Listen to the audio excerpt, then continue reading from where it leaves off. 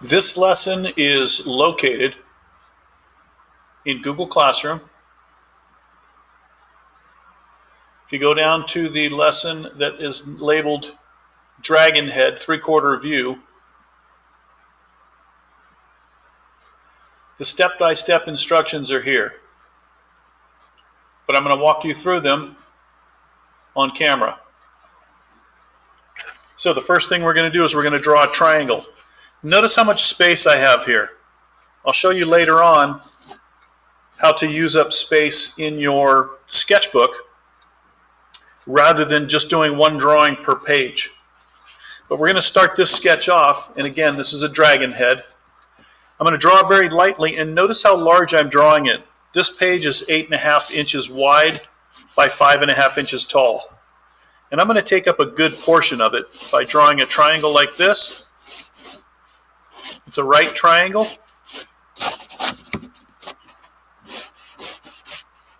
If at any time I'm going too fast, you can push the pause button on this. But basically, it's a triangle that looks like this. I'm going to draw a circle on the end of it here. Notice how it overlaps. At this point, this could also be a bird drawing. It could be a drawing of an alligator or a horse or any number of other animals. But we're actually going to do a dragon.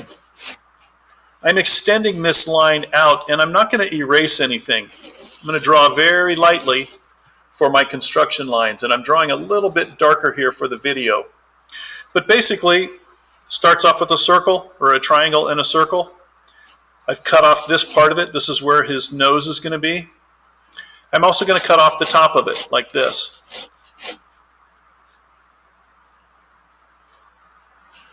Then I'm going to continue this line down. This is going to go down the back of his neck.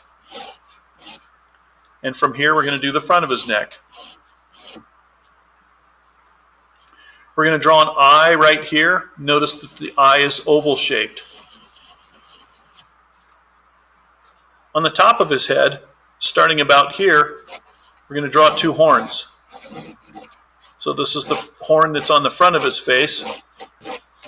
And then just slightly behind it, we're going to draw the same shape and draw this here. Notice the overlap. As long as your construction lines are light, we won't worry about this overlap, and we're also not going to erase anything. Then we're going to draw some spikes. We're going to draw a spike here and here, and then continue these spikes on the back of the head. Notice again how it overlaps. This spike is going to be in front of this horn. So I'm just going to continue these lines down the back of its head until it's off the page. I'm going to draw a horizontal line like this. And then I'm going to curve a line up to its eye like this.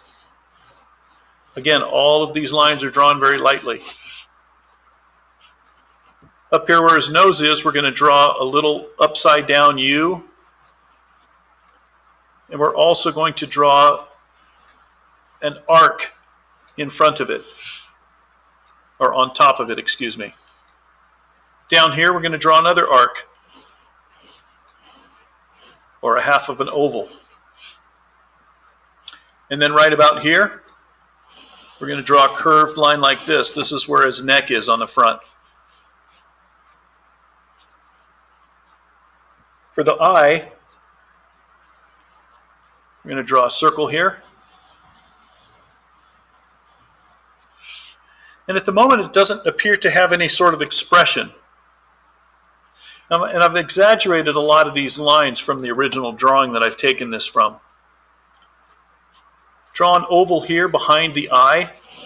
Notice how it's a little bit larger. This is where the ear is going to come out.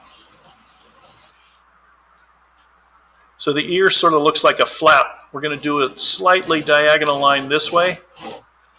Another one in the center going diagonally down this way. And another one from the bottom going diagonally this way. And again, I'm totally exaggerating these lines from the original drawing. We're going to draw a diagonal line at the top of his eye. And then bring this up, curve it up like this. So these are all of the basic lines that make up this dragon head. If you can tell by the shape, it also looks sort of like a horse. You can see a horse in here, even if its ears were going backwards. You can imagine maybe another type of animal like a bear or a coyote or a wolf. So a lot of the shapes that come from this dragon head can be used on other animals, because when people draw dragons like this, they're getting the information in the shapes from actual animals. So the reason we overlap is so that we can think or consider of what's in front, and the thing that's in front is this ear shape. So I'm going to draw what looks like a fin on these lines here, and now that I've got all the basics, draw some curved lines here. This is where his throat is that goes down to his chest. So this is the basic layout of the dragon's head. If I drew that too fast and explained it too fast, you can pause the video, but I'm going to start applying a little more pressure, and starting with the front, or the things that are in front, like the ear and the eye, we're going to start drawing and darkening in by applying a little more pressure to our pencil. And I'm connecting these lines into one shape. This is sort of a fin shape on the side of its head, which represents the ear. And I'm going to darken in these again by applying a little more pressure. I'm going to curve this line around like this, and also do a line here and here that represents its ear. And again, notice the overlaps. Next thing I'm going to draw is its eye, beginning with this curved line here, diagonal line there. I'm going to take this down and make it somewhat sharp here, and then come back up to the top. The eye of a dragon in a lot of illustrations looks kind of like a cat's eye. So I'm going to curve that almost like a crescent moon so that it looks very much like a reptile.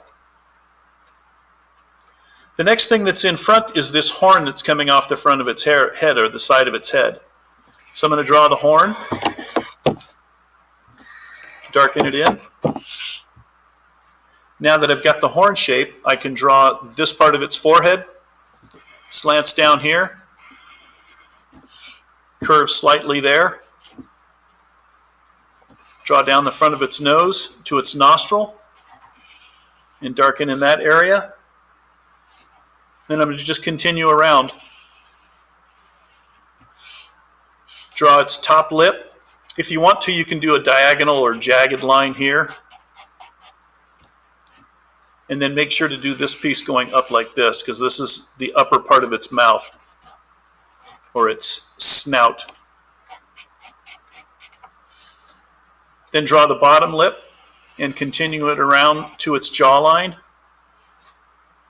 You take this line straight back to this circle area, and then draw the side of its jaw. Then the next thing I'm going to do is continue the back of his head down to his ear. And notice how I started and stopped here, because this piece is in front. I'm going to do the same thing underneath his chin, and also this part of his neck, and draw these curved lines that are like plates protecting his neck. It's like the underside of a snake. Next, I'm going to draw his nostril. And then I'm going to turn these lines into spikes on top of its head. Remember that you can pause this video at any time, particularly since I sometimes go very fast. So I'm just drawing triangles on the back of its neck all the way down to the edge of the page. Last couple of things I'm going to do. Since this horn on the other side of its head is behind everything else. I've saved it for last. But then finally, to show that there are scales on its back, I'm just going to draw some U shapes like this. You don't have to draw every single scale to make it look like he's got a scaly back. But I do like to do more U shapes like this to sort of overlap it.